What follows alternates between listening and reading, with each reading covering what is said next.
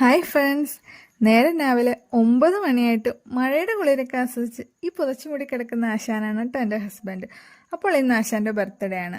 പിറന്നാൾ ദിവസമായിട്ട് ആളെ കുത്തിപ്പൊക്കി എഴുന്നേപ്പിച്ച് അമ്പലത്തിൽ പറഞ്ഞു വിടാനുള്ള തത്രപ്പാടിലാണ് ഞാൻ.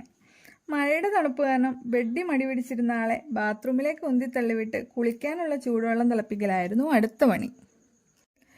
കുളിയൊക്കെ കഴിഞ്ഞ് അമ്പലത്തിൽ പോകാനായി ആശ റെഡിയായപ്പോഴത്തേക്കും ദാ പുറത്ത് പെരുമഴ. മഴയാണെങ്കിലും വച്ചകാൽ പിന്നോട്ടില്ലാന്നും പറഞ്ഞ് ആള് നേരെ അമ്പലത്തിലേക്ക്. പുണ്യപുരാതനമായ ശ്രീ ആമ്പശ്ശേരികാവ് ഭദ്രകാളി ക്ഷേത്രത്തിലേക്ക് വീട്ടിൽ നിന്നും 2 കിലോമീറ്റർ ദൂരം മാത്രമേ ഉള്ളൂ കേട്ടോ. ആമ്പശ്ശേരിക്കാവ് ഉത്സവത്തോടനുബന്ധിച്ചുള്ള കാക്കൂർ കാളവേല് വളരെ പ്രശസ്തമാണ്. നല്ല മഴയായതുകൊണ്ട് തന്നെ ക്ഷേത്രത്തിൽ തീരെ തിരക്കില്ലായിരുന്നു. അവിടെ നിന്ന് അമ്പല ദർശനവും കഴിഞ്ഞ് നേരെ വീട്ടിലേക്ക്.